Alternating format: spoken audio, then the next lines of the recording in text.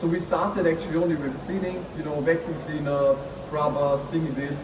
But then it was also very nice with ISS. We saw actually there are like applications in a variety of spaces. Like, for example, in Austria, they're using it right now also in food services a lot. So where they put the QR codes on vending machines or in coffee machines, and then actually the customer is scanning it and says, yeah, the coffee comes out pink, or there's some problem with the payment or something. So it's, or in medical equipment, in healthcare equipment, even IT equipment. So any kind of equipment asset, tool you can think of in one place. Second point, that's the second layer, is digital workflows. Like for example, repair, breakdowns, safety checks.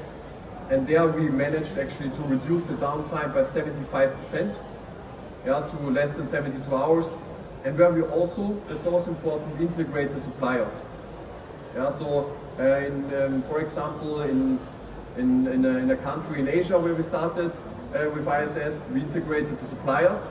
And when something breaks, they push on a button and the supplier gets an email, and they can just answer to it over email or have it also in their service system.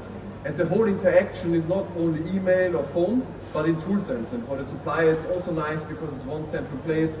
The quotes are in one place, the service report is in one place, the cost is documented. And we have countries from ISS where we have integrated more than 20 suppliers, across all the different service fields.